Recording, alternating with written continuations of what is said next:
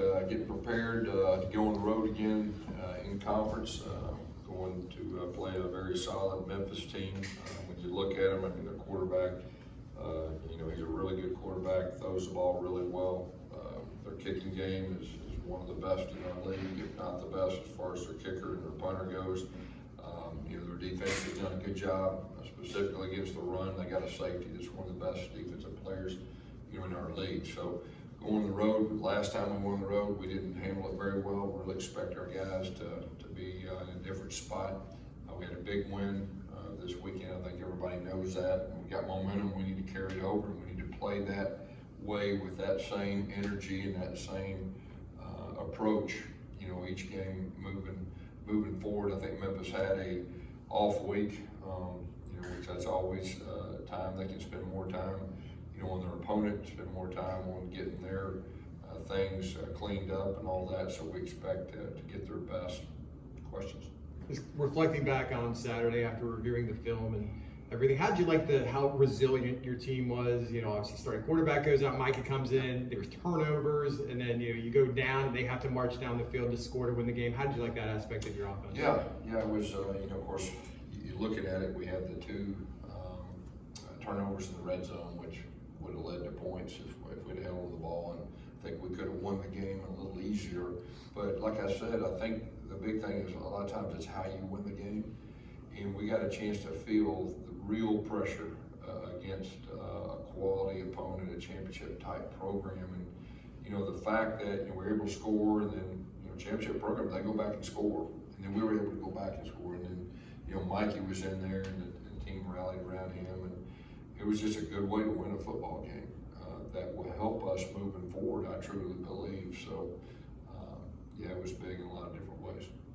How is John Rice Plumlee doing today, and what's his status for the season? Yeah, we're just going to go day to day with it. We'll check on him here in just a little bit. I know he's been with the trainers and all that, so we'll just take it day by day this week, and we'll see where he's at. Najee had some time to digest the Cincy win. We had mentioned last week that this is going to be the toughest challenge for the offensive line. How do you feel like they delivered? Yeah, I thought they did an outstanding job, rushing for over 250 yards against that defense, and protecting our quarterback really well when we threw it, especially in the last two drives there, and just did a great job. So I think they're starting to come together, and like we talked about, and so it was a really good performance by them. Are there any other factors aside from John Rice's health as to who starts at quarterback against Memphis? No. Like I said, we're going to take it day by day. As far as that goes, we've got two guys I think obviously we can win with. I think everybody knew that coming in, but we'll just take it day by day with John Rice right now. So if John Rice is healthy, he will start? Well, we're going to take it day by day, and that's the plan, and we'll see what happens.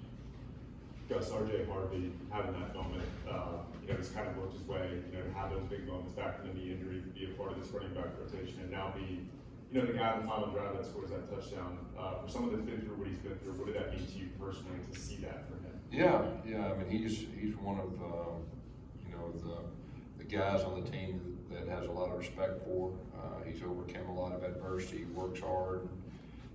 Just does a great job, and he's been coming on. He's been getting more and more confidence, and he was a quarterback 2 years ago, still learning to play the running back role. And between Johnny and Bowser and him, I mean, we got three real guys, and three guys that'll have a good chance of playing in the NFL. So he did a good job. That last run obviously was really a really good run. It was really good blocking up front. Our right side, and Alec Holler sealed it, and he kind of went through there and made two guys miss. He's doing a great job of being patient in the zone. He bounced a couple, pressed the point, bounced a couple. That was really impressive too. With Mikey at quarterback, how does the play calling change, if at all? We didn't change anything. I mean, we ran our offense, and he's capable of running the same offense and all that. He did a good job executing it. Gus, last time you guys left the state, obviously you didn't play to your full potential, as you have said, against ECU. So what do you need to do differently when you head out to Memphis to get a different result? Yeah, I just told our team it's a mindset and approach. I mean, just the way we approach it. It starts with me, and the guys, I really feel strong that we'll learn from that experience. college football, there's more parity in college football than ever before. You know, every week you have to bring your lunch. You got to bring your A game, and obviously we didn't do that, but lesson learned. I really think our guys will be a different approach, you know, with not only this game, but that we get some other road games too.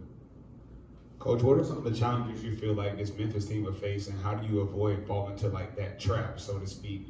Yeah, I think just what we just talked about, the way that things happened 2 weeks ago, I don't think there'll be any more traps. You know, I mean, we got to bring our lunch, and our guys understand that, our coaches understand that, and you know, we're going to get their best effort. I mean, they got a chance to heal up too. That's always good. When you have an off week, you actually get guys to get healed up, and so there's a lot of advantages. Them playing at home, having an off week, us having a big emotional game, physical game. So I mean, we're going to have to be ready. And I think because of that lesson learned 2 weeks ago, I really feel strong that we'll not do that again.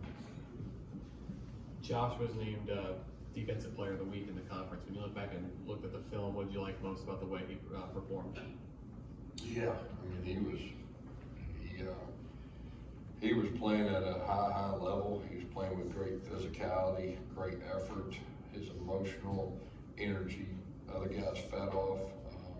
It was real impressive. And the thing about him, he's been consistent. He's played at a high level really all year. Now he's turning into a dominant player. He's turning into one of the best defensive players in our league. So I'm really happy for him.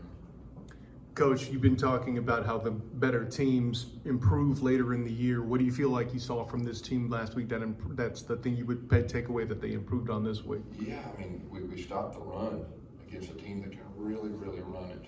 And, give them credit that last run. We were kind of one of those deals that it was, hey, are they going to run it or are they going to pass? It's the last drive, and we had a little pass stunt, and they ran it, and they had a good call against that. But for the most part, I mean, we got after them that standpoint, and we were able to run the ball. So you're going against a quality team, you're able to stop the run and run the ball. I mean, that's a sign of growth as far as a team getting better. There was some big news coming out of the Big 12 yesterday with their new TV rights agreement. I guess it's supposed to be officially announced, but they have an extension. They're going to be on Fox and ESPN for the longer term, 6 years. They're going to get a raise from the previous contract. Looks like right now the conference maybe is number 3 in terms of Power 5 conference in terms of total distribution in a couple of years. Just how big is that for the UCF program? Yeah, I mean, it's real big. That was great news. We kind of knew something was going to come here pretty quick, so that was great news timing wise. That's a big part of being successful in college football and generating the money and the TV money and all that. So that's a good shot in the arm, for sure. Obviously, the win keeps you in the conference title race, but what can an emotional win like that do for the team's confidence moving forward? Yeah, when you get to the second half of the season, I say it all the time, there's very few teams that get better. And you saw us take that next step, so that was encouraging. But it's week to week, like I was saying. I mean, you got to bring your lunch every week, and it's hard to do. And especially when you're on the road. So this will be a good challenge for us, and I'm looking forward to watching our guys respond. And but it was really encouraging to see us get better and take that next step.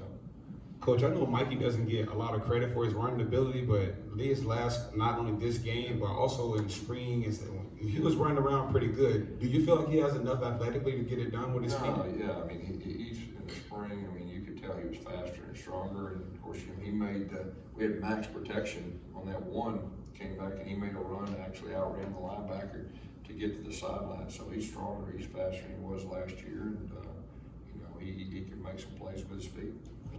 Gus, you talked about, how to win is sometimes more important. Like the way you guys win is sometimes the important takeaway. This wasn't a game you just played where everything went according to plan. You had adversity, you had a quarterback change, you had some turnovers against a really good team. How do you compare a win like that that's an absolute war against a really good team to one that kind of just goes according to plan? You talking about the like next the feeling, like the Cincinnati game, like the feeling of getting that game compared to one that's just. Yeah. From a coach standpoint, after it's over, I'm glad it turned out like it did.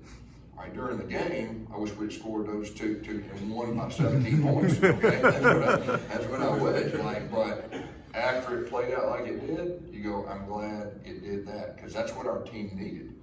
because in college football, there's very few times that you get a chance to really, the pressure is on, you either get it done or you don't. And are you going to respond? And our team responded in a couple situations like that, not just one the other night, against a championship program. So that was really good, but you know, it wouldn't hurt my feelings to win by 17 points. How valuable is Ricky Barber to this defense? I know T-Will said last night might have been his best game this season. He was getting after the quarterback quite a bit. Yeah, Ricky's a dominant player. He's a dominant player. When he plays like he can play, he can't be blocked in a one-on-one, I don't think. He was really good against the run. He was really good. He hit the quarterback numerous times. You know, and he took his game to the next level. We challenged our guys. I mean, this time of year, your best players have to play their best, and that's how you win. And he definitely did that, and it was really good to see. How encouraging was it for you to see some of the defensive backs make plays on those 50-50 balls that we didn't make during that ECU game where they got beat a lot? Yeah, it was good. You know, we got some really talented defensive backs, and they challenge guys. You know, we play a lot of man. You play a lot of man. You're on an island by yourself. That ain't easy to do. And our guys responded and made plays when they had to. Well, it's Halloween, Coach. Happy Halloween. What was It's your? Halloween. It is Halloween. What was? I didn't know what. Okay. So, what was your favorite Halloween costume when you were a kid? Oh gosh. I don't know. I really can't remember. I did the trick or treat deal though. I can't remember exactly. You got favorite candy though? Gosh, no, not really. I'm pretty boring. Okay. So, sorry about that. Coach, you had a birthday last week. Did you get a chance to celebrate at all? It was a stat going around that you're 10-1 on games after your birthday. Really? Yeah, what? Should we have more birthdays? No, you know, I've been coaching all my life, so the birthdays are usually right in the middle, so you don't really celebrate. But I will tell you this, once we got home, I had some family and friends, so we got to spend about 4 hours together, so there was a little bit of birthday celebration, but I was so fired up about the game, I didn't really think about myself, but it was a really good time. It's, All right, Thank you, Coach. Thanks, guys.